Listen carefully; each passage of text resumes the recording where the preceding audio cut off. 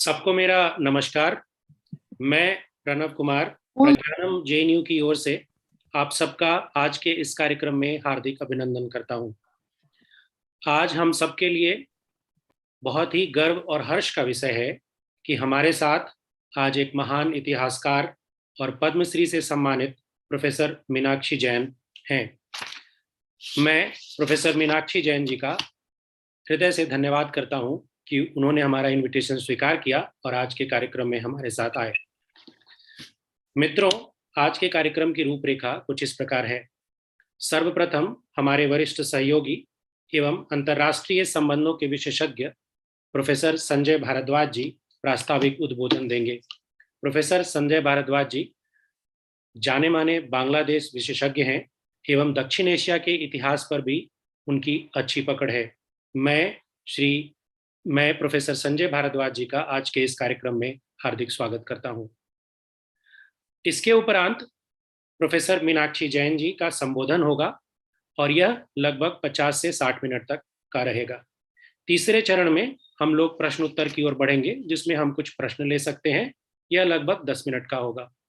अंत में डॉक्टर मनोज जेना जी, जो एक समाजशास्त्री हैं और जवाहरलाल नेहरू विश्वविद्यालय के समाजशास्त्र विभाग में प्रोफेसर हैं, आज के विमर्श पर वह समापन टिप्पणी देंगे और धन्यवाद ज्ञापन भी करेंगे। मैं डॉक्टर मनोज जेना जी का आज के इस कार्यक्रम में हार्दिक स्वागत करता हूं। Dear friends, before moving forward to our कार्यक्रम formally, I humbly request you to please subscribe to our YouTube channel and encourage us in our endeavors. Now, I request Professor Sanjay Bharadwaj ji to give his introductory remarks. Professor Sanjay Bharadwaj ji. Thank you, Dr. Pranav. And I also extend my thanks to Professor Brajesh Pandey for giving me this opportunity to be part of this very important deliberation and discussion about a book that I'm sure that would be a landmark for the history of Indian society and Indian culture. I could not hear you earlier because I don't know what was the problem. I just heard at the last moment. So, respected guest or the speaker, Professor Meenakshi Jain sahab. She has come out with a very important, very significant work, Vasudeva Krishna and Mathura. Before this book, she has also written and contributed significantly in the Indian history and Indian culture, writing books like Rama and Ayodhya, Flights of Deities,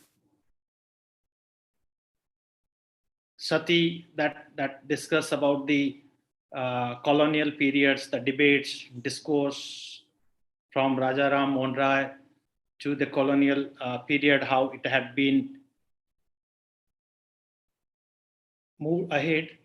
But this book that she has come out, Vasudeva Krishna and Mathura, I found it very, very, very interesting, very a significant contribution that had not been in the history of Indian culture, particularly because most of the literature historians, they have more focus about the socio-economic issues, but there are not significant contribution in the culture of India, in the society of India, how it had been. The most important thing is that by different literary evidences, archaeological survey, historical evidences, she is trying to set up an inventory, a chain of documents regarding Mathura, or you can say that popularly known as Krishna Janmabhoomi, and how this this has not been notified, not been discussed, not been researched earlier, had been researched by the foreign scholars, had been researched by the Indian scholars at different times, different occasions. But the most critical, most important, significant contribution from Professor Meenakshi Jain is that she has tried to set up a chain of documents or inventory regarding the developments that had been taken place over the years in the history of India. The most important thing that she is also trying to break the ice that has been created by the Western scholars as well as the so-called progressive, liberal progressive scholars, that they did not much focus on what had happened with the Hindu temples, with the Hindu monuments all over the country, and they tried to dilute, they tried to develop an different kind of idea of India or inclusive idea of India, and they ignored what happened with the Hindu temples, Hindu monuments all over the country. In her writing, she has come out with a different incidents of the attacks, the repeated attacks on Mathura, but from Muhammad Ghaznavi to Qutbuddin Ahmad to Firoz Tughlaq, Sikandar Lodi, number of instances she had given about that how how the invasions had been taken place in Mathura, and how the temple has been destroyed and how it was rebuilt. That she has also come out during the Akbar period. And like Bir Singh Bundela, she will come in detail. I think that would be very interesting to listen her, that how the temple was rebuilt. But the most important thing that she also tried to cover, not directly, indirectly, that how the process of conversion had been taken place, how the process, I mean that what she is trying to, there are different theories of conversion, like there are immigration theory, like the social exclusion theory, there are like economic appeasement theory. But the most important, what she is trying to highlight, the sword theory that had been particularly in the context of Aurangzeb and the others, that how they had forcefully destroyed the monuments, temples, and converted people towards the Islam. So that kind of account she has come out with with this book. But the most important thing I had find out, as I'm not a historian, I'm a political scientist, I try to find out things that what is the most significant contribution of writing this book, that she tried to identify the dichotomy created on the issue of Mathura and the Krishna Janmabhoomi. And that is I think that's the very significant contributions, that how she has highlighted the dichotomy.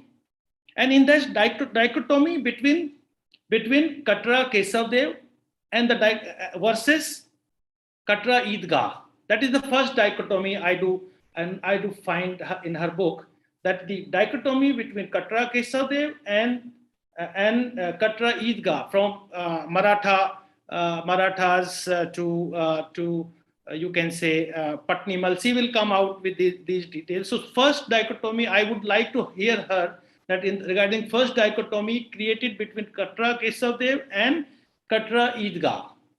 The second dichotomy that I identified from her book is the dichotomy between Krishna, Chabutra, and Tehkhana. That what kind of dichotomy she is identifying, she is bringing and created. Who had created? Maybe so-called progressive, or this dichotomy has been created for political discourse over the years, or for the ruling objectives by different rulers. That the third very important dichotomy was created was while this Katra Kesavdev was sold to Patnimal by the Britishers, East India Company, and from from Patnimal, this has been Raja Patnimal has sold to Jugal Kishore Birla. So the third dichotomy I do identify is that the dichotomy between Krishna Janmabhoomi Trust and Krishna Janmabhoomi Seva Sangh. And very interestingly, she's coming with the book that Seva Sangh doesn't have any history, any evidence, anything. I think she will go in detail about that. So third dichotomy, how this kind of institutions, organizations doesn't have any evidences of their existence, created a dichotomy between the Krishna Janmabhoomi Trust, with the Krishna Janmabhoomi Trust. And the fourth dichotomy I identified, the dichotomy between the 13.37 acre versus 3 acre of that land. And what are the consequences, how this narrative has been created, and particularly after the 1992, that while the Babri was demolished, and how the people had started going for namaz and all that, and that this is going on till today. So my understanding about this book is that this would be a landmark for the Indian culture, Indian society, Indian history, that how the systematically the different regimes had destroyed the Hindu culture and society, and how the post-independent generations had supported the narratives created by the different foreign rulers, invasions over the years, and we could not come out. So I really congratulate Professor Meenakshi Jain for coming out with this wonderful contribution in the history of India and in the history of Indian culture. I won't take much time. I would be very happy to hear Professor Meenakshi Jain about the book and about what she is coming out. Thank you very much, Pranav, again. Thank you. Thank you, Professor Bhardwaj, for your generous opening comments on my book.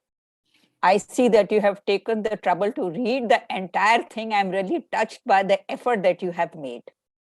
Now, before I begin a discussion on my book, it is important to recall that till a particular period in our history, there was no debate that Turks and Afghans destroyed temples. It was commonly accepted. And in fact, in North India, there is no temple that survives which is before the 18th century. They were all flattened out. Now the point is that why did the terms of discourse change? Professor Muhammad Habib, he was a historian at Aligarh Muslim University. And he is the first person to present a different story on the attacks on temples. So we all remember the name of Mahmud Ghaznavi. Even if you're not a historian, you all will remember Mahmud Ghaznavi because his attack on India was so severe. Now, Muhammad Habib, he wrote a book in which he said that Mahmud Ghaznavi attacked temples because he had the greed of a robber. That means he attacked the temples only for their wealth. So this terms of discourse was started by Muhammad Habib in his book, Mahmud of Ghazni.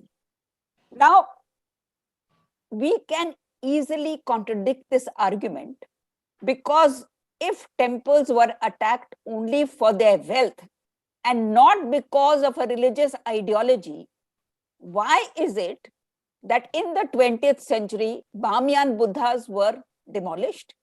Why do temples continue to be attacked in Pakistan, Afghanistan, Bangladesh? There is no money attached to those temples. So this is an attempt to hide or to ignore the role of a particular ideology in the destruction of temples. Started by Muhammad Habib.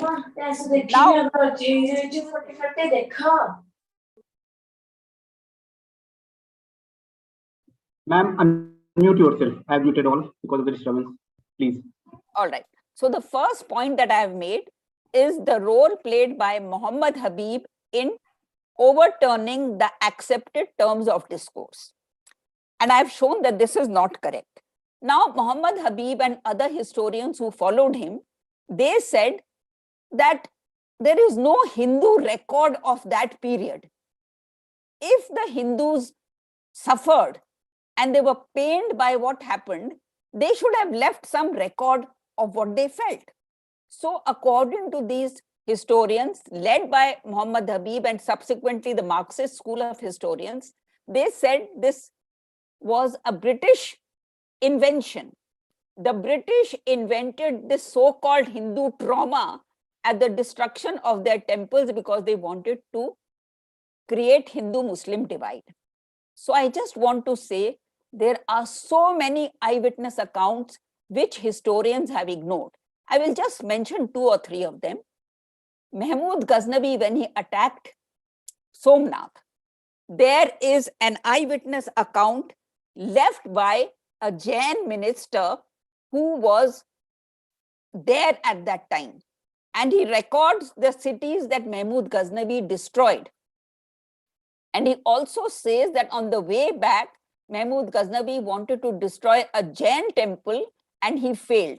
So this is one account which has been ignored by all Marxist scholars. Then regarding Somnath itself, there is an account by a Persian historian, by a Muslim historian written in Persian. And that account says that when Mahmud Ghaznavi was going back from Somnath, he wanted some guides who can help him to find a short route back home. So this is an account written in Persian. And it says that one person volunteered to take him through a short route back to Ghazni. And after 1 day's travel, Mahmud Ghaznavi's army was thirsty. They wanted some source of water. Where can we get water? And this guide said, "You have destroyed my deity. I have brought you on this wrong path deliberately so that you can all perish." Of course, he was executed by Mahmud Ghaznavi, but these are responses of the people of that time. And for historians to say that there were no eyewitness accounts is totally wrong. There is 2 other eyewitness accounts that I want to mention. Jin Prabhasuri. Jin Prabhasuri was a minister. He gave up his job and traveled to all the Jain sites that had been destroyed. He wrote a book, Vividh Tirtha Kalpa. That book has come to us and it details the accounts of Jin Prabhasuri, who went to all these places that had been destroyed by Muslim invaders and records what he saw over there. One more thing, there are, apart from eyewitness accounts and literary texts, we have inscriptions. And one inscription I will only mention. I've detailed these inscriptions in my book, Flight of Deities. Near Etawah Fort, we have found an inscription. That inscription is by a local ruler. And he says, he is saying to Ma Durga, "Mother, please forgive me. With folded hands, I seek your forgiveness. Because of these troubled times, I'm burying you with honor so that I can protect you. And when the threat of invasions goes, I will reinstate you with all the honor." Now that inscription has survived, but that Murti of Durga has not survived.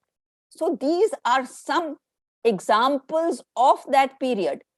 One thing that we must remember, that none of these eyewitness accounts and evidences of that period have been found by so-called Hindutva historians.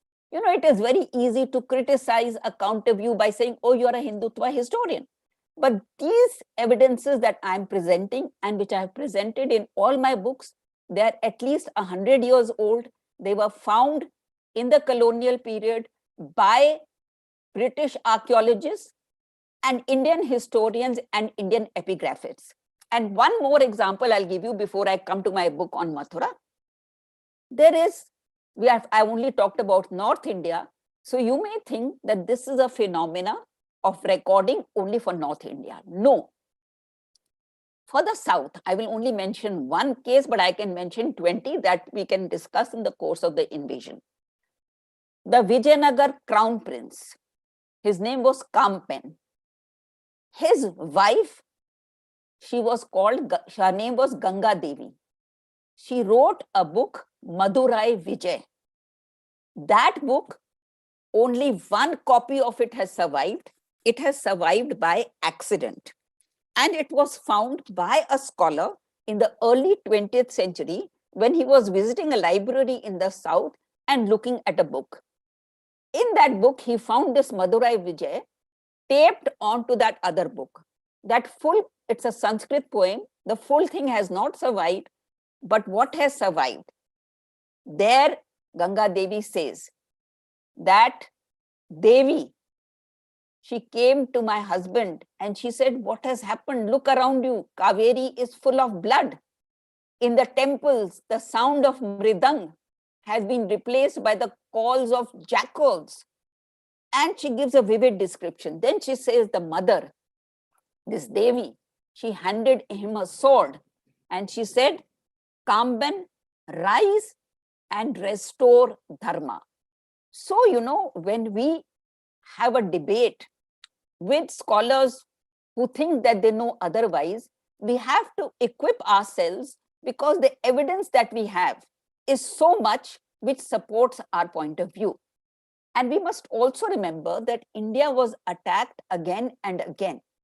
So much of the evidence has been destroyed and lost. What has survived is by chance, and no evidence is complete. It's only fragments of evidence that have survived. Now I will come to the story of Mathura. The story actually begins by accident. By accident, I mean that for the bhakts of Vasudeva Krishna and for the devotees of Vasudeva Krishna, they don't need any evidence. They worship him. For him, he's their God. Now, the story began by chance when in the early 20th century, some scholars were translating Hindu, or what should I'll say Indian sacred scriptures, and they translated the Chandogya Upanishad. These scholars were not looking for proof of Krishna's existence. They were translating the Chandogya Upanishad.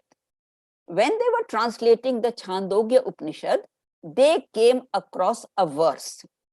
That verse said, Devki Putra Krishna was the student of Ghora Angirasa, and his guru taught him, and it gives the list of teachings that Devki Putra Krishna learned from his teacher. Now, these scholars, as I said, they were not looking for evidence whether Krishna existed or not. They were translating sacred scriptures.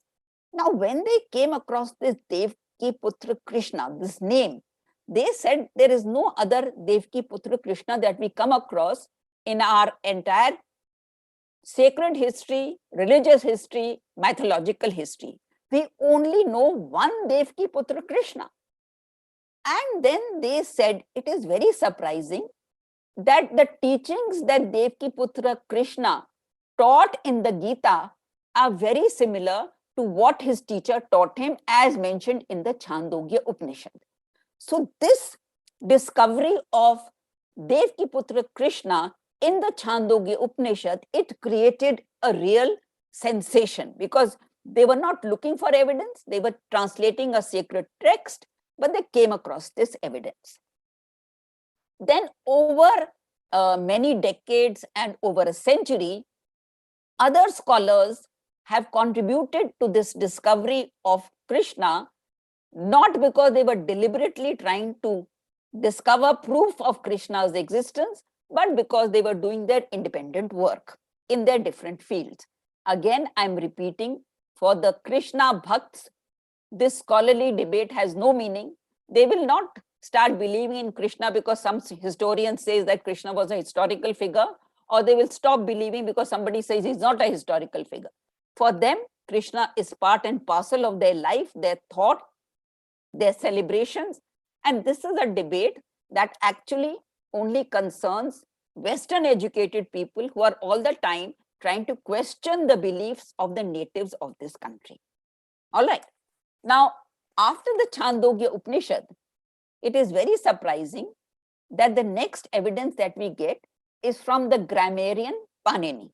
Now, we all know that Panini was a grammarian who wrote the Ashtadhyayi. What did he write in that? He wrote rules of grammar. So, what is the importance of Ashtadhyayi? You know, unlike the Mahabharata and the Ramayana, to which people have added later on, in Panini's Ashtadhyayi, no addition has been made. So we get it in the same way as Panini wrote it. All right. So that means that Panini's Ashtadhyayi has the same value as an inscription. That is that authentic. Now, Panini is giving rules of grammar. Now, in this book, he says that, you know, whenever you mention the name of two people, the shorter name will come first and the bigger name will come second. All right. Supposing you're saying Gopi and Gopinath. Gopi is the shorter name, it will come first, Gopinath will come second. But Panini says there is one exception to my rule, one case where this does not apply. What is that case? That is when you discuss and mention Arjun and Vasudeva. Now we all know who's Arjun and we all know who's Vasudeva. Panini says that in the case of Arjun and Vasudeva, you will always mention Vasudeva first and not Arjun. And he gives a reason. He says, why is this so? Because Vasudeva is the worshipful one. So what is the date of Panini? It is around 6th, 7th century before Common Era. Chandogya Upanishad is 100 or 200 years before Panini. So that means that Vasudeva Krishna is a well-recognized person who is worthy of being worshipped. All right. So this is, again, I'm repeating something which I don't like to repeat, but I have to repeat because the terms of discourse have become so faulty. Both these things are well before the Common Era. There's no Hindutva historian involved in this. We must go on rejecting this, that this is a proof that only some historians have produced. It is evidence that is there thousands of years ago. Nobody has touched this. Now, apart from Panini, then, you know, in the 3rd, 4th century, we have a Greek ambassador to the court of Chandragupta Maurya. His name is Megasthenes. Megasthenes wrote a book called Indica. Now, most of that book is lost to us, but only some parts of it have survived. They have survived because other historians of that period reproduce parts of Megasthenes. Now, Megasthenes in the 3rd, 4th century, before Common Era, he says Mathura is associated with the Vrishnis and he mentions Krishna. So Mathura is with the Vrishnis, that is the family to which Krishna belonged. All this evidence is before Common Era. So you can imagine the antiquity of this evidence. And then we have Patanjali. You know, Patanjali wrote on the rules of grammar on the basis of what Panini wrote. So in Mahabhashya of Panini, of Patanjali, you know, Patanjali lived near Mathura. That is also very interesting. He was a native of in Mathura or near Mathura. And in his book, also a book of grammar, he gives 7 examples from the life of Krishna. 7 examples in his book are from the life of Krishna, which means again that stories of Krishna's life were common knowledge. Everyone knew about them. So this is another thing. And one more thing I want to say, we've all heard of Kautilya, who wrote the Arthashastra. Now, Kautilya has one chapter on mantras, chants, spells. And he says that there is a mantra or a spell which causes people to go to sleep. Now, this is very interesting because we all know the story that when Krishna was born, all the people of Mathura, including the jail people, went off to sleep. Now, Kautilya in the Arthashastra is mentioning that there is a mantra which produces sleep. So, what does all this tell us? It tells us that the stories connected with Krishna were all very well known to the people of that period. And again, I'm emphasizing that all this evidence that I've cited is before Common Era, which means that it is over 2000 years old. In some cases, it is 3000 years old. Now, we have not translated or written the Chandogya Upanishad. We have not written Panini's book. We have not written Patanjali's book. We have not written any of the texts that I have mentioned so far. So, again, I'm repeating this, that we have to be very, very confident when we make a case, because our case in all these cases of iconoclasm is so strong. In every incident, not just Mathura, you will find a lot of evidence. The point is that we have not tried to put together this evidence. So you can take up any case. You can take up Ayodhya. I wrote 2 books on Ayodhya. There is so much evidence for Ayodhya. There is so much evidence for Mathura. There is so much evidence for the Sun Temple in Mathura, in Multan. There is so much evidence for Somnath. There is so much evidence for everything. The point is that we have to become alert and educate ourselves. Now we come to Mathura. Now, about half a century ago, a Western scholar wrote a book on Natya, plays on the life of Krishna. When were plays on the life of Krishna enacted in Mathura? You know, जैसे लीला होती है, plays होते हैं, so you need actors. So he did a book on the plays of Mathura. Plays of Mathura based on the life of Krishna. And you will be surprised to note that the first proof that he got of plays on the life of Krishna was an inscription. Now, inscriptional evidence is very, very important because nobody can question you on the inscription.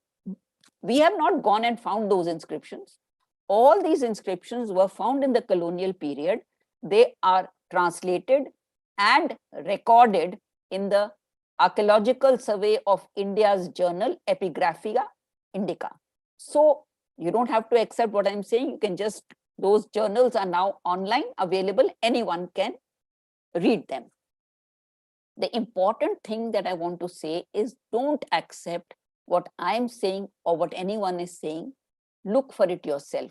It has become very easy to look for it yourself because most of this material is now available free on the net.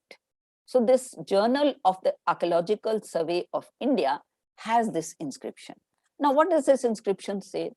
It's again damaged, but it refers to a family of actors. And actors means what? That means that they are skilled in singing and dancing, because those are 2 requirements of an actor. And it says that these brothers, they came from a family of actors.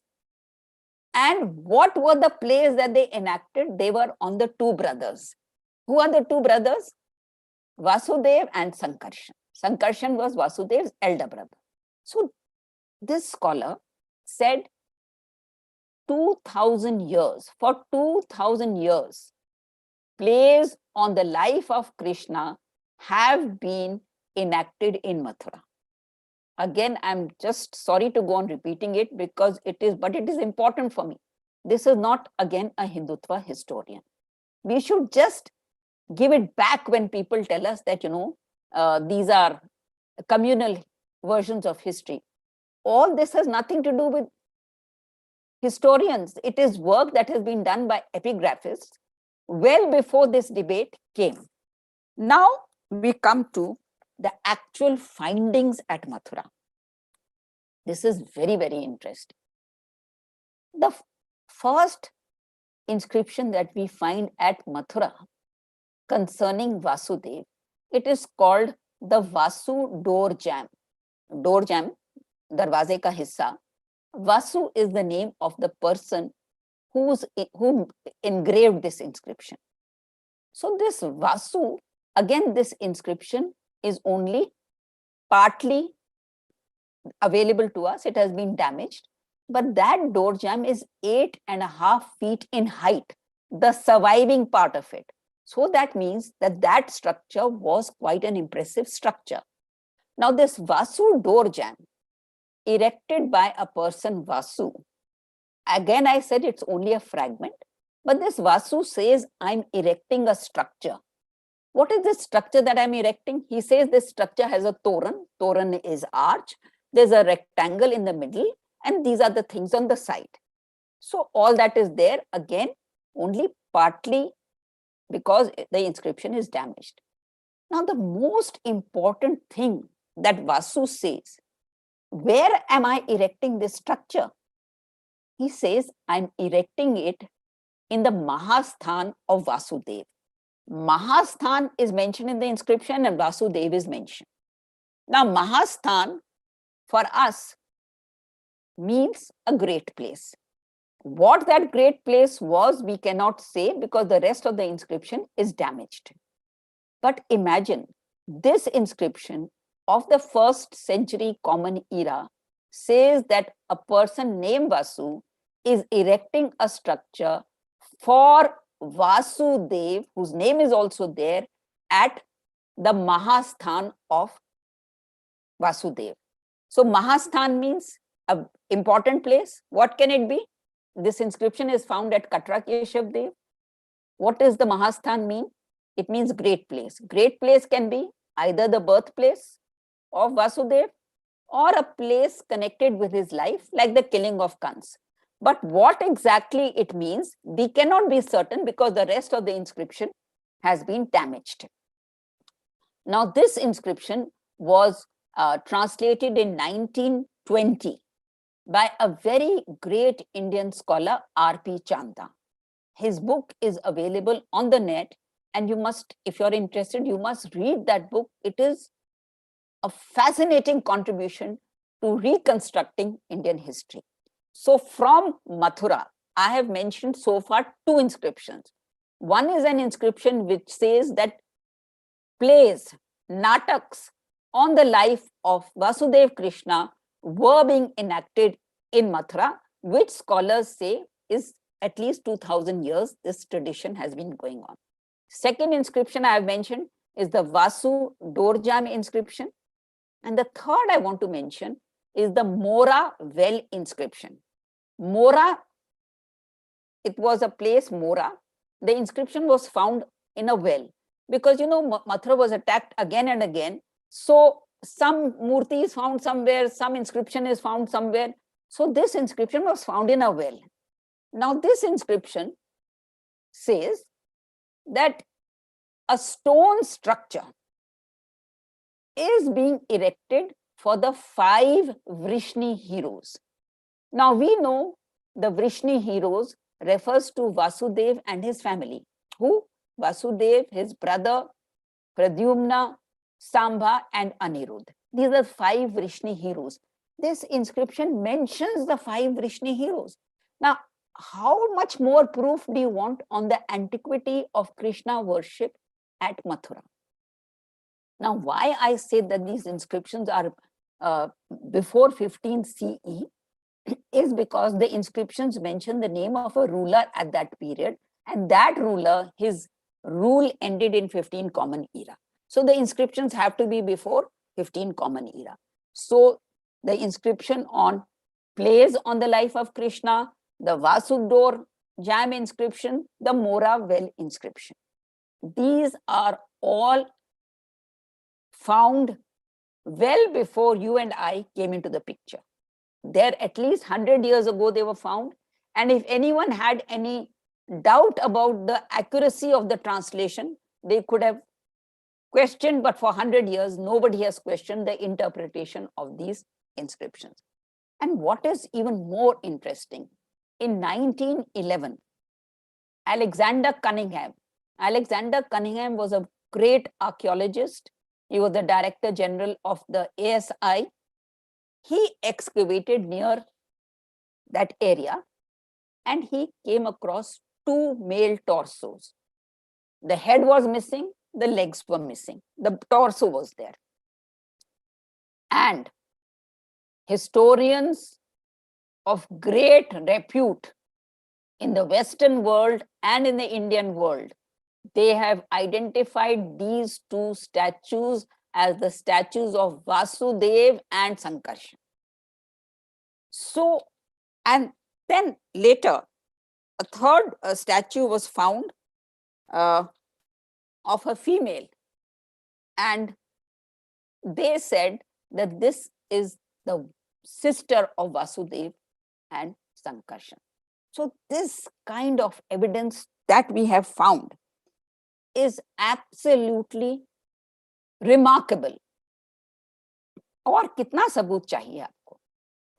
I am often asked, compare the evidence at Mathura with that at Ayodhya. Which is stronger? Because I've written books on both, the Ayodhya evidence is of a different kind. Ayodhya, the excavations of the ASI showed continuous occupation of that site from the 2nd millennium BC. The excavation showed that only holy structures were constructed at that site. That site was never used for residential purposes. It was always a sacred site. But till the Vishnu Hari inscription, which fell when Babri Masjid was demolished, till that time, we don't have this kind of epigraphic evidence from Ayodhya. We have a lot of strong evidence, which we can discuss later. But since we are talking about Mathura, I will continue the story. All right. So I hope that so far the viewers and the listeners are convinced of a very, very strong case for Vasudeva Krishna at Mathura. All right. Now I want to move forward fast because I have a lot to cover. Now this story of Mathura undergoes a great change when Mahmud Ghaznavi attacks Mathura. Now again, the evidence for the attack of Mahmud Ghaznavi is not something that I have invented or you have invented. This attack on Mathura is recorded by his court historian who came with him. His name is Utbi. Now, Utbi's writings were also translated in the colonial period. And Utbi writes about the grandeur of Mathura, the intricate carvings on the temples. He said, our eyes were dazzled. We had not seen this kind of architecture. So the vivid description of the temples at Mathura, first-hand account by the court historian of Mahmud Ghaznavi. Now, Mahmud Ghaznavi destroys Mathura. That record is there by his court historian Utbi. Now, one can say that after Mahmud Ghazni has completely destroyed Mathura, then the poor devotees of Krishna, they would have just said, now what can we do? They had no important political power. They didn't have much money. They didn't have much wealth. So what can we do? But this is a story that is repeated again and again and again. I have detailed this story for other important sites in my book, Flight of Deities. Everywhere that a Hindu temple was destroyed, Hindu, Jain, Buddhist, whatever, the devotees never forgot that temple. And whenever they could, they built a small temple at that site or close to that site. So again, the evidence is just sheer chance that it has survived. 100 years after Mahmud Ghaznavi, we have a small ruler. His name is Jhajja. And we don't have any evidence of Jhajja because everything is destroyed. We don't know anything about him. We only find an inscription, partial inscription, and he says that I have rebuilt the Krishna temple. Can you imagine the devotion and dedication of people of the subcontinent to their culture, to their heritage, to their civilization, that even when they have nothing, they do not forget. So for 100 years, the people over there remembered that there was a Krishna temple.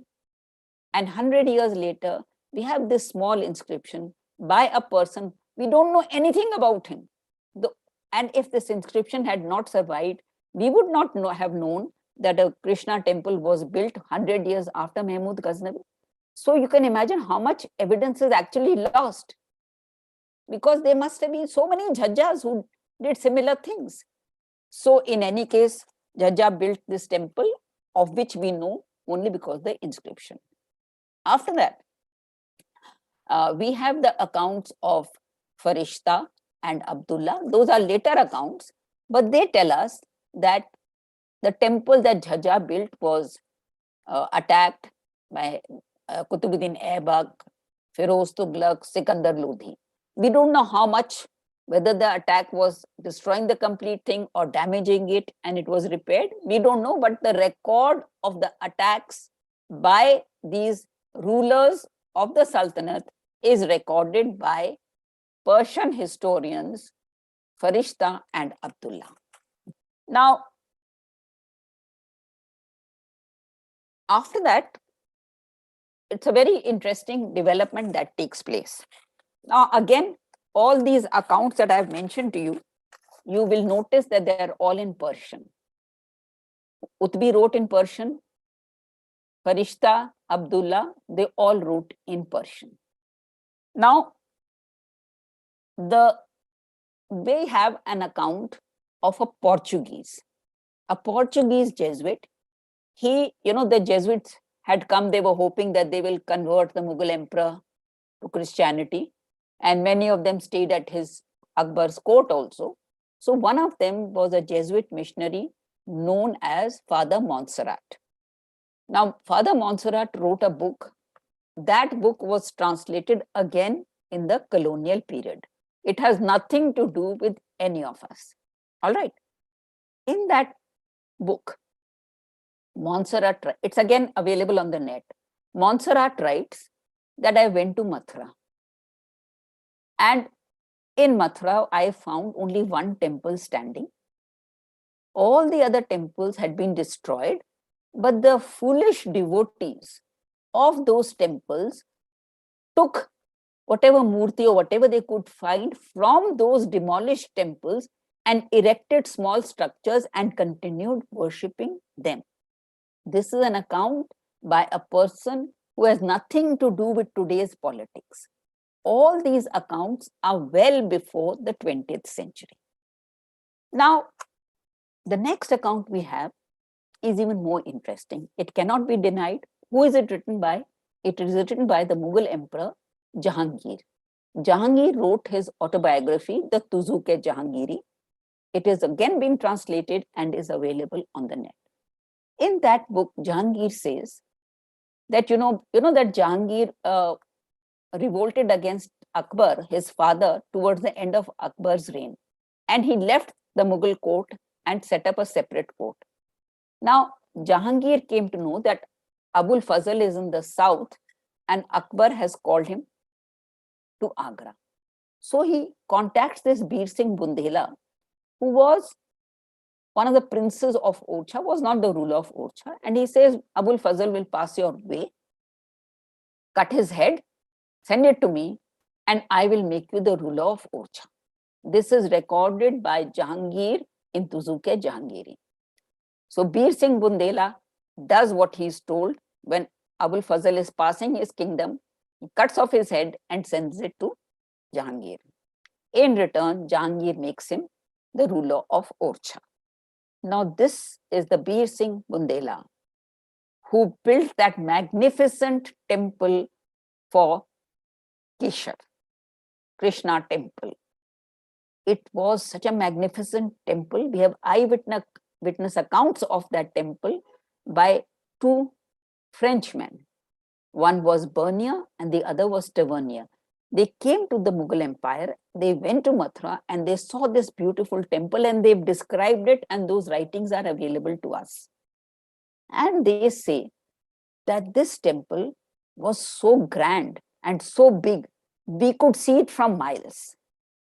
So this is the temple that Bir Singh Bundela built, and this is the temple, unfortunately, that was destroyed by Aurangzeb. Again, we have eyewitness accounts of the destruction of this temple by Aurangzeb. Two eyewitness accounts I will mention. One is in Persian by Saki Mustaid Khan. It has been translated by Jadunath Sarkar, the great historian. It's available. And the second is by an Italian who was visiting India at that time, Manucci. So they describe the destruction of the temple and how the proud Rajput Rajas, and they are all shocked when they see the temple falling. And Saki Mustaid Khan writes that the murtis of that temple were taken to Agra and buried under the steps of Begum Sahiba's mosque, so that whoever enters the mosque will trample on the murtis. And the name of Mathura was changed to Islamabad. Now, if we think that the story or the bad fortune of Mathura ends with Aurangzeb, no. There is one more terrible attack that takes place, and that is by Ahmad Shah Abdali, the Afghan invader Ahmad Shah Abdali in 1757. Ahmad Shah Abdali also attacks Mathura, and he gives a prize to his soldiers that for every kafir head you will bring, I will give 5 rupees. 5 rupees at that time was a huge sum of money. And this account of Ahmad Shah Abdali's attack on Mathura has been written by one of his camp followers in Persian. It was translated in 1901 by the ICS officer William Irwin.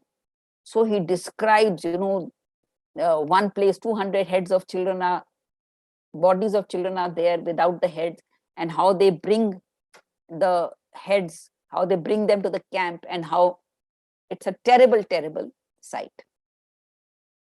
Now, to quickly conclude the story, the fortunes of Mathura, they take a turn for the better when in 1770 the Marathas win the Battle of Govardhana and they occupy Mathura area. When they occupy Mathura area, they declare Katra Keshav Dev as Nazul land, government land. All right. And the Eidgah party, they leave that premises because they say that now we will go and look for our livelihood somewhere else. This is recorded. So in 1770, this Katra Keshav Dev, when I talk about Katra Keshav Dev, it's important to remember that it refers to 13.37 acres of land. Katra Keshav Dev always meant 13.37 acres of land. It was never partitioned or divided. Now, in 1803, the East India Company defeats the Marathas and they occupy Mathura. They continue the Maratha policy of declaring Katra Keshav Dev as government land. After that, in 1815, the East India Company sells 13.37 acres of land to Raja Patnimal of Banaras. Raja Patnimal was a banker. He buys 13.37 acres from the East India Company. In the British revenue and judicial records, Raja Patnimal is entered as the owner. After Raja Patnimal, his sons and successors are entered as owners. Katra Keshav Dev is never divided. It is one entity and the owners are the heirs of Raja Patnimal. Now from 1815 onwards, somehow the Eidgah party comes back. We don't know how it comes back.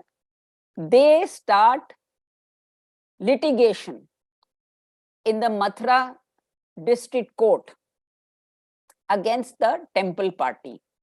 I have produced this evidence. This evidence has been produced for the general public for the first time.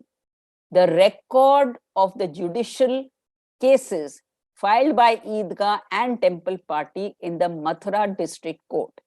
This is authentic documents. They have not been written by me. They have not been manufactured by me.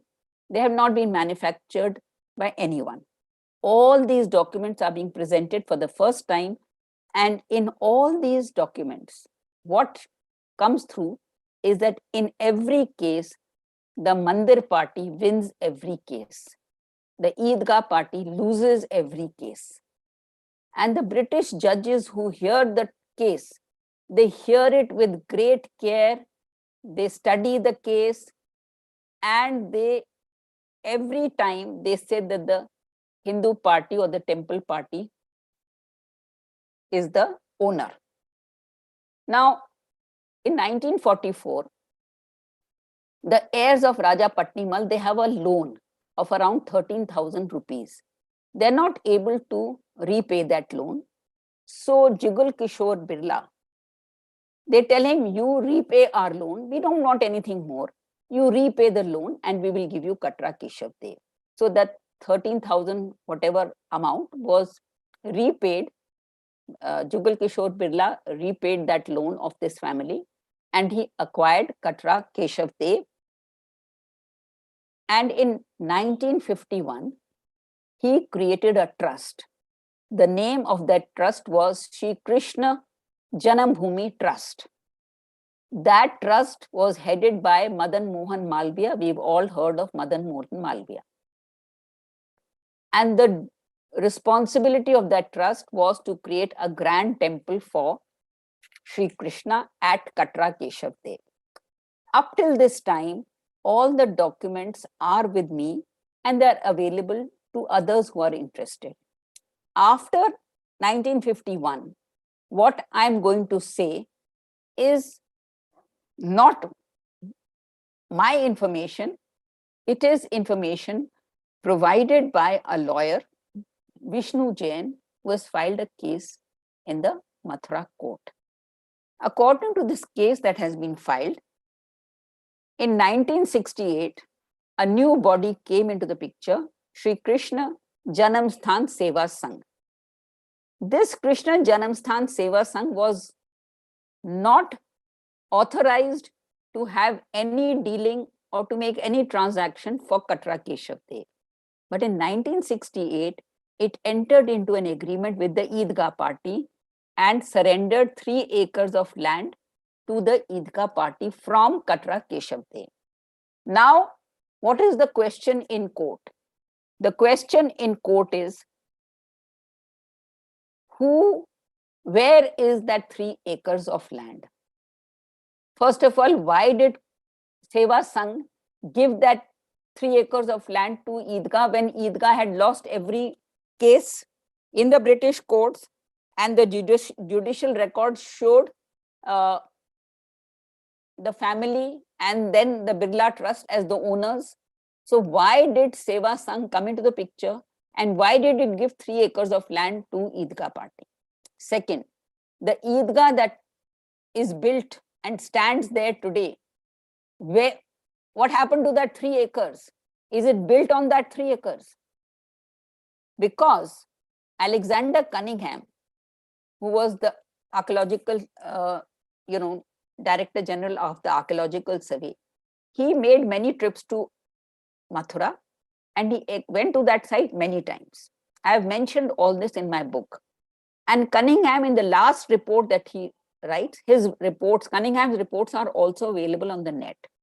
In the last report, he says that this temple must have been a grand temple because I can still see the foundations of this temple. And he says that the Eidgah is in a dilapidated structure and we can easily excavate under it.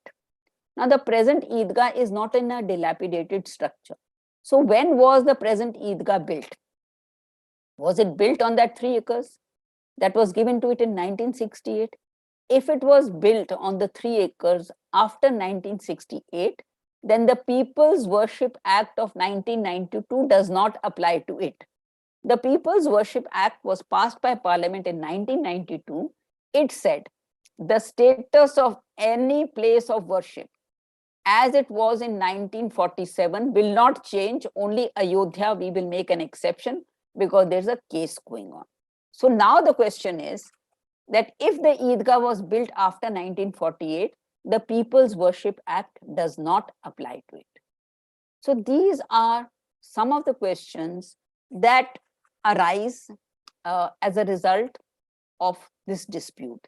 I want to conclude by saying that I have not invented any of this evidence. This evidence is in the public realm. It is available for anyone to see. And all this evidence is, most of it is more than 100 years old.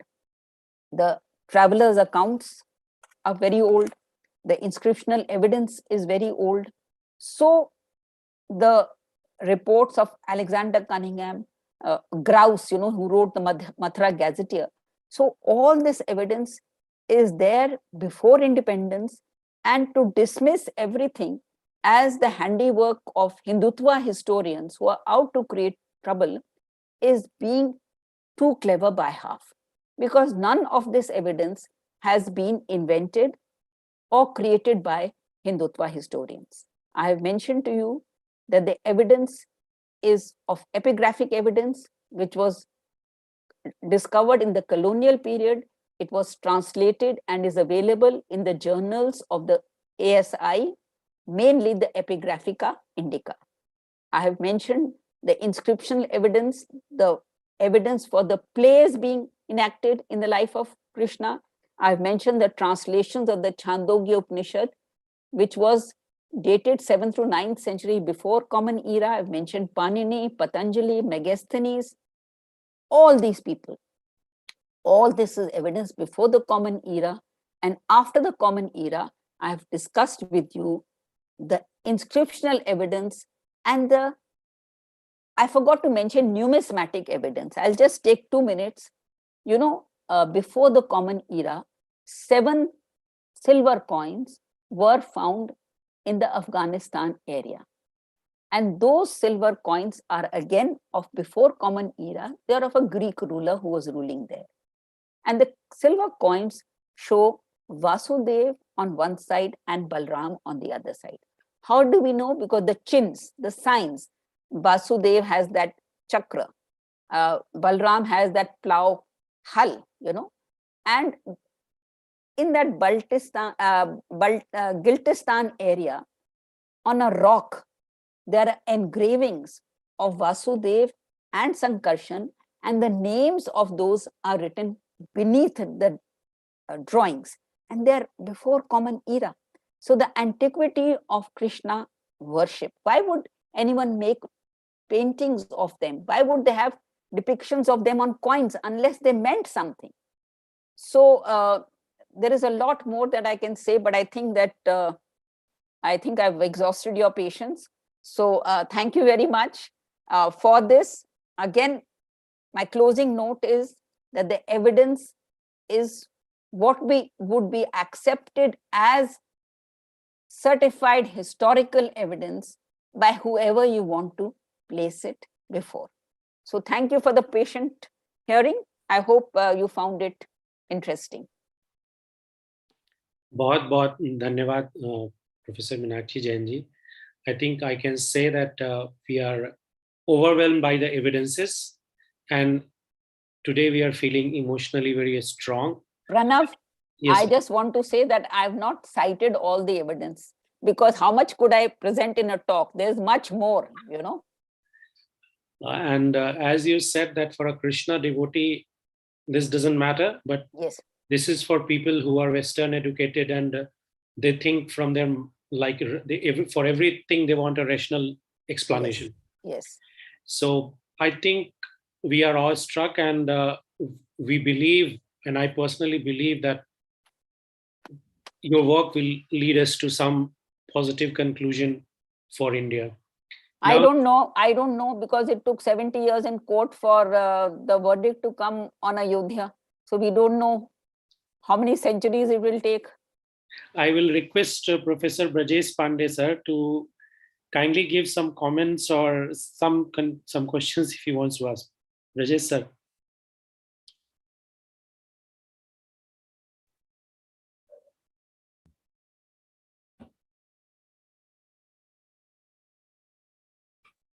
Questions के उत्तर तो ma'am ने खुद ही प्रस्तुत कर दिए हैं, इसलिए sir मैं एक बात कहना चाहूंगी, और वो ये है कि कोई भी पुराना हमारा तीर्थ स्थान हो, चाहे वो मुल्तान हो जहाँ पे पहली बार हमारे धर्म पे, हमारे मंदिर पर आक्रमण हुआ था 712, 712 पर जो सन टेम्पल को डिमोलिश किया गया था, उसके बाद हमारे पास इतने सबूत हैं।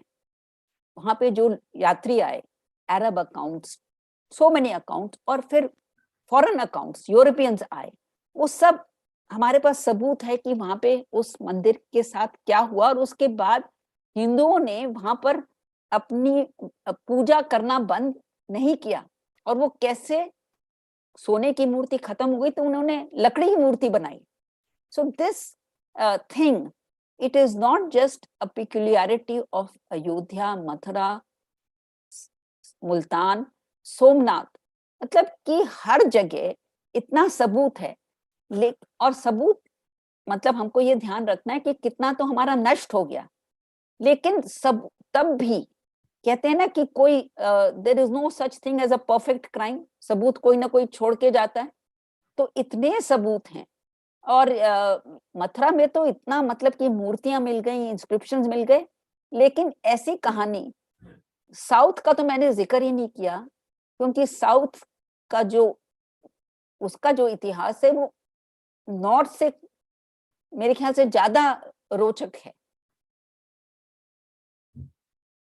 But we don't have to feel apologetic, सारा सबूत हमारे पक्ष में है, तो हम क्यों ये why do we feel inferior? अपना पॉइंट प्रेजेंट करने में हमको हिचक नहीं करनी चाहिए। मैम सत्य को तो बिल्कुल छिपा दिया गया ना विगत कई दशकों में, बिल्कुल, और वो प्रकाश में नहीं आया। और विशेषतः उत्तर भारत में जो मंदिरों की स्थिति आप देखेंगी तो कहीं भी कुछ मंदिरों को छोड़ करके अस्तित्व तक नहीं मिलते हैं। तो क्या इन कई शताब्दियों में मंदिरों का निर्माण ही नहीं हुआ था? केवल दक्षिण भारत में ही मंदिर निर्मित हुए क्या? तो ये प्रश्न तो मैं इसका जवाब दे सकती हूँ। हाँ जी जी जी। सर, उत्तरी भारत में जो मंदिर हम देखते हैं वो 18वीं शताब्दी के बाद हुए हैं। 18वीं शताब्दी से पहले उत्तरी भारत में कोई मंदिर नहीं बचे। जो हम काशी आज देखते हैं वो 18वीं शताब्दी में मराठास ने दोबारा बनाया। जी जी जी। जो अहिल्याबाई होलकर, जिसका नाम हम इतना आजकल प्रचलित है क्योंकि काशी विश्वनाथ मंदिर, उन्होंने सोमनाथ बनाए, इतने घाट बनाए। और उत्तरी भारत में जो मंदिरों का निर्माण हुआ अंग्रेजों के टाइम, एक पादरी थे, उनका नाम था रेवरेंड शेरिंग। तो रेवरेंड शेरिंग ने एक किताब लिखी है बनारस के ऊपर, और वो कहते हैं कि मुझे आश्चर्य है कि अंग्रेजी शासन काल में जिस स्पीड से मंदिर बन रहे हैं, जहां देखो मंदिर बन रहे हैं, क्योंकि हिंदुओं को लगा कि वो जो अत्याचार का युग था वो खत्म हो रहा है, अब हम सांस ले सकते हैं। तो ये उत्तरी भारत में, दक्षिण में आपने दक्षिण का जिक्र किया, तो मैं दक्षिण के बारे में बस एक बात कहूंगी कि दक्षिण में बहुत से मंदिर नहीं तोड़े गए क्योंकि मंदिर बहुत विशाल थे।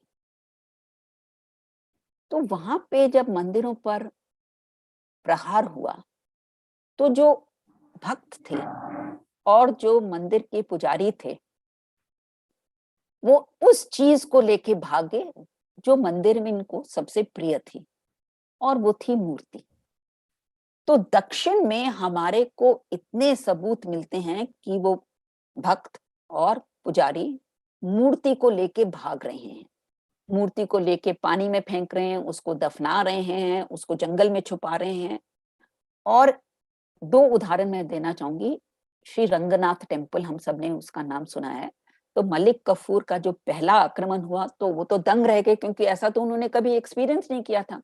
सेकंड आक्रमण जो हुआ तो वो क्या किया, उन्होंने प्रतिमा को वो लेकर भाग गए। और इतनी दर्द भरी कहानी है जो वहां पे टेम्पल के इतिहास, साउथ में टेम्पल इतिहास मिलेंगे आपको। तो टेम्पल इतिहास में लिखते हैं कि वो जो पुजारी थे उन्होंने एक ग्रंथ लिखा था, उसकी एक ही कॉपी थी, वो कैसे उसको लेके भागे, मूर्तियों को लेके भागे, कैसे वो ग्रंथ उनसे वो बचा नहीं पाए, और फाइनली वो केरला पहुंचे मूर्ति को लेके। और जब वो केरला पहुंचे तो वो देखे, उन्होंने देखा, हैरान हो गए कि कितने मंदिरों के पुजारी केरला आए हैं अपनी मूर्ति लेके, क्योंकि उनको लगा कि दक्षिण दिल्ली सल्तनत की आर्मी शायद केरला तक नहीं पहुंचे।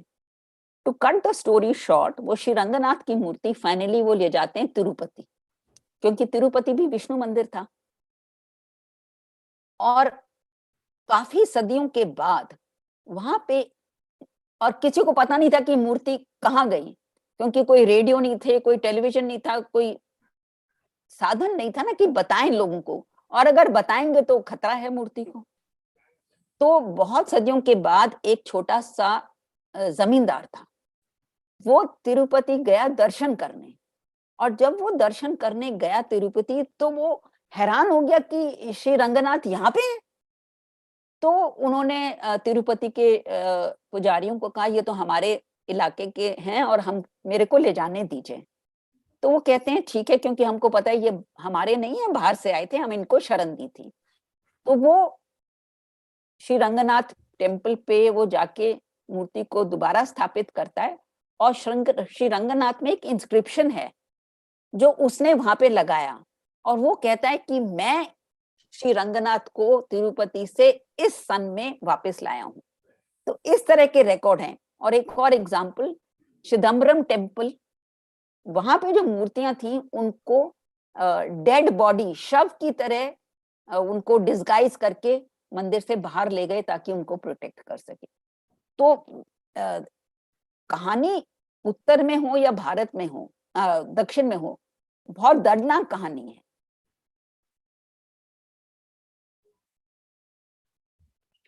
धन्यवाद मैम। दो तीन प्रश्न आ गए हैं। तो सबसे पहले एक प्रश्न है कि इन मंदिरों को तोड़ा गया, इसके पीछे एक थियोलॉजिकल फिलॉसफी है। तो इस थियोलॉजिकल फिलॉसफी के हैट्रेड को कैसे टैकल किया जा सकता है? इस फिलॉसफी के हैट्रेड को, जो मंदिरों के प्रति हैट्रेड है, उसको कैसे टैकल किया जा सकता है आज के समय में भी जो विद्यमान है? ये एक प्रश्न है। दूसरा प्रश्न है, पहले ये हैंडल कर लूं या आप पहले सारे बताएंगे? नहीं, आप जैसे कहें मैम। इसको मैं जल्दी कर देती हूँ। जी जी जी। एक्चुअली मैंने जैसे शुरुआत में कहा था कि हम सबको पता है कि ये जो मंदिरों पर प्रहार हुआ, इसका मोटिव था आइडियोलॉजिकल। एक सोच थी, एक धर्म में एक सोच थी कि मूर्ति पूजा हम नहीं बर्दाश्त करेंगे। इसको मोहम्मद हबीब ने कहा कि आइडियोलॉजी नहीं थी, धर्म नहीं था, ये तो ग्रीड ऑफ अ रॉबर, एक डाकू चोर का जो ग्रीड थी कि वो सोना लेना चाहता था, ये उन्होंने बताया। लेकिन ये जो धारणा है ये बिल्कुल गलत है। क्योंकि आज के हालातों में जब बांग्लादेश और पाकिस्तान और अफगानिस्तान में हिंदूज के पास न धन है न दौलत है, तब भी उनके मंदिर क्यों अटैक किए जा रहे हैं? It is because of that same ideology. Bamiyan Buddhas, वो बेचारे वहां पे खड़े थे, ना उनके पास धन था ना दौलत, और ना वहां पे कोई हिंदू राजा था, but they were blown up, and it is impossible for me to suggest how this ideology can be defeated. I really have no answer to this question. Thank you ma'am. एक प्रश्न है कि सेवा संघ के बारे में आपने बात की, तो ये सेवा संघ कौन से लोग चलाते थे, इसके नेता कौन थे? कुछ नाम है? जी जी, देखिए, जो कोर्ट में केस फाइल हुआ है उसमें सेवा संघ के जो ऑफिस बेयरर्स थे उनके नाम हैं। दो प्रमुख नाम हैं जो मैं आपके सामने रख सकती हूँ, लेकिन सारे जो सेवा संघ के मेंबर्स थे वो कोर्ट में जो विष्णु जैन ने केस फाइल किया है उनमें सबका नाम उन्होंने दिया है। हमारे लिए जो इम्पोर्टेंट बात है कि एक थे डीपी मिश्रा। डीपी मिश्रा हम सब जानते हैं, मध्य प्रदेश के चीफ मिनिस्टर थे, रह चुके थे। और दूसरे थे कांग्रेस में कांग्रेसी जो उस टाइम बिहार के गवर्नर थे, लेकिन वो राज्यसभा के मेंबर रह चुके थे। अब प्रश्न ये उठता है कि 1968 में ऐसा क्यों समझौता हुआ, जबकि सबूत सारा टेम्पल पार्टी पे था? तो ये मैं नहीं कह रही, क्योंकि ये 1968 मेरा रिसर्च नहीं है, जो केस फाइल किया है मैंने आपको स्पष्ट किया है। लेकिन कुछ जो इंटेलेक्चुअल्स हैं उनका कहना है, ये मेरा कहना नहीं है, I am just saying that मेरी कहानी 1951 तक ही मेरे पास सबूत है। तो ये जो इंटेलेक्चुअल्स हैं, पब्लिक इंटेलेक्चुअल्स, ये कहते हैं कि 1968 में जो केंद्रीय सरकार थी वो माइनॉरिटी गवर्नमेंट हो गई थी, तो केंद्र में शासन जारी रखे उसके लिए उनको आउटसाइड सपोर्ट की जरूरत थी, और उन्होंने दो ग्रुप से आउटसाइड सपोर्ट ली, एक तो कम्युनिस्ट पार्टी और दूसरा मुस्लिम लीग। तो उनका कहना है कि ये गिव एंड टेक, कुछ कांग्रेस ने दिया, कुछ उन्होंने लिया। ये मेरा कहना नहीं है, ये लोगों ने अंदाजा लगाया है। लेकिन सच्चाई क्या है, ये तो जब अगर मथुरा कोर्ट कभी भी सुनवाई शुरू करती है, अभी तक तो उन्होंने केस एडमिट ही नहीं किया, तो इस केस के बहुत सारे सबूत हैं जो हमारे सामने नहीं हैं। मैंने सिर्फ वो सबूत पेश किए हैं जो पब्लिकली अवेलेबल हैं, और जो मेरा चैप्टर है जुडिशियल रिकॉर्ड्स, वो कभी अभी तक नहीं पब्लिश हुआ, but it is all British judicial records. 1968 के बारे में मैं सिर्फ वो लिखा है जो विष्णु जैन ने कोर्ट में केस फाइल करने के समय लिखा। उनका कहना है कि कुछ और लोगों का कहना है 1968 में कांग्रेस गवर्नमेंट माइनॉरिटी गवर्नमेंट थी, सरकार चलाने के लिए उन्होंने मुस्लिम लीग और कम्युनिस्ट पार्टी के साथ समझौता किया। कम्युनिस्ट पार्टी को कुछ कंसेशंस दिए और मुस्लिम लीग को कुछ कंसेशंस दिए। इस बात में कितना दम है वो मैं नहीं कह सकती। धन्यवाद मैम। एक और अंत में प्रश्न अगर आप कहें तो ले सकते हैं। बिल्कुल, लास्ट जी, जो इस केस के बारे में जितने जो भी बातें हैं वो अभी किस कोर्ट में है, और अगर वो सिर्फ लोकल मथुरा कोर्ट में है तो ये आगे हाई कोर्ट वगैरह या सुप्रीम कोर्ट में अयोध्या की तरह ये मसला क्यों नहीं जा रहा है? देखिए, अभी तो मथुरा डिस्ट्रिक्ट कोर्ट ने इस केस को एडमिट करने से इनकार कर दिया, तो सुप्रीम हाई कोर्ट और सुप्रीम कोर्ट तो बहुत बात की बात है। पहले कोर्ट केस को एडमिट तो करे और सुनवाई शुरू करे। अभी तो केस एडमिट ही नहीं हुआ।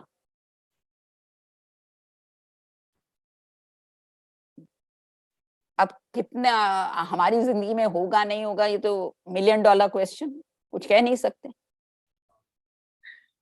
बहुत बहुत धन्यवाद मैम मीनाक्षी जैन, प्रोफेसर मीनाक्षी जैन जी, हम लोग आज का लेक्चर सुन के कह सकते हैं कि बहुत धन्य भाग्य हैं कि आज ये लेक्चर सुनने को मिला। अब मैं अंत में कंक्लूडिंग रिमार्क्स देने के लिए और धन्यवाद ज्ञापन करने के लिए डॉक्टर मनोज जेना जी को आमंत्रित करता हूं। Doctor Manoj Jena ji. Thank you very much, Pranav ji and Nagendra ji and Brajesh sir for organizing a wonderful lecture. Precisely, I can say it's a wonderful deliberation on the question of Lord Krishna and Mathura. Madam, I'd like to congratulate for this wonderful deliberation. You have presented very Thank you. nicely and wonderfully, and you have written. It's a fascinating book on the Vasudeva Krishna and Mathura. I must tell you, madam, it's indeed quite fascinating as well as the engaging historical text for all the scholars and those who are really interested to understand in the study on Indian religion, culture, ritual, worship pattern of Bhagavad Dharma, precisely in the sacred space and city of Mathura. And it's much more interesting in a sense that it is fully and well, as you have already talked about, so well validated facts and figure. That's an important component of your text, and even you have already extensively narrated the whole story.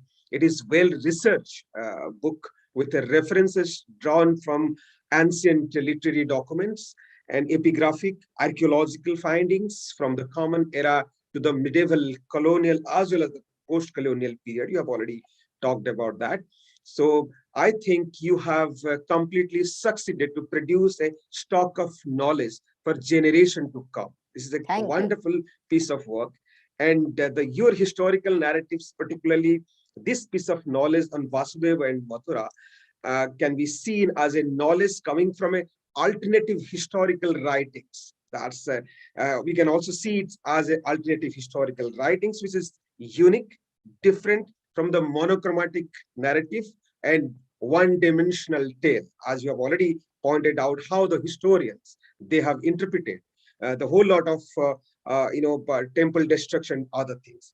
And we all aware about this particular fact that writing on Indian history and Indian civilization, particularly historiography of religion, studying Sanatan Dharma, what we all know about the eternal abode of religion, is a very, very challenging task.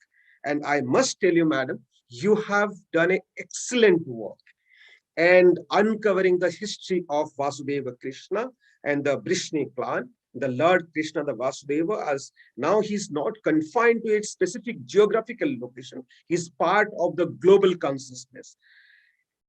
So, I got a chance to read your text. This is beautifully written. It's a wonderful 10 chapters, which is narrating the whole story of the Vasudeva Krishna, how the Bhagavat religion was evolved around the Vedic Vishnu and the cosmic god Narayan and the pastoral deity of Gopala. That's a wonderful narratives that you have already supported with evidences, lots of evidence, and also the idea of the genesis of the image making. So why this is important? This is from the point of view of the cultural studies and the study of religion. This is a very, very important component, what you have already identified. And the notion of the idol worship and the sacred divinity and the sacred pantheon. That's the important component of that. And most of this argument, when I read your text, when I was listening to your deliberation, it's completely very argumentative, and the narrative about the Vasudeva Krishna as a historical figure. That's the important point. You have already identified that. Is and supported with the sacred, literally epigraphic evidence, starting from the Rig Vedas and Chandogya Upanishads. You have already talked about Panini's, Megasthani, Patanjali's, Kautala's Arthasastra, including all the numismatic evidences or study of the coin and others. And then the whole lot of the genesis of the image, stressing the antecedents of the origin of the Bhagavat religion and the cult of Brishni, cult of the Brishni heroes, and the incarnation of the Vasudeva Krishna, how the Krishna and Govardhana reflect the Puranic account. That's a very, very, interesting narrative. And as well as I also found it quite fascinating that the initiation of the customs, because that's because I have some interest in the religious and cultural studies, I was trying to figure out the custom of the dressing deities. And you have already mentioned about the yellow robes and the garlanding with the flowers originated from among the pastoral communities, and also highlighted about the practice of the puja, which is the important component of the Sanatan Dharma and the offering the puja. Even even in a diasporic locations, people are also offering the similar kind of pattern. The other rituals worshipping Krishna based in all these narratives is completely based on the literary evidence. That's a kind of important component.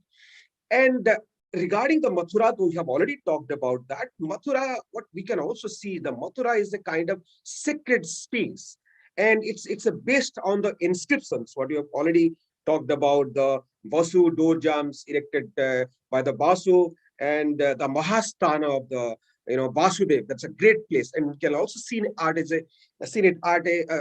a kind of sacred space. And the sacred space is also embedded with the religious imagination and religious ideas of Sanatanis and the Hindus. That's a very, very important component of your text. And from the edges, from the starting, what you have already narrated and talked about, the common era, how the Mathura has been an important place of worship.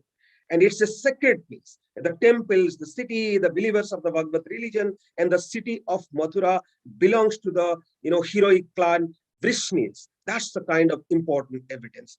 And how this sacred place of the worship, and even that's the most important and horrific part of the entire narrative, is about how it was invaded and desecrated by the invaders, starting from the Muhammad Ghaznavi to the Qutbuddin Aibak and the Firoz Shah Tughlaq. Most of these, how they have completely destroyed all these places. And one can also see a kind of agony, pain, and suffering. So the city is always witness lots of agonies and the pain and suffering. It's a destruction and of all these worship place, and the place of worship as well as the sacred place attacked again and again and again.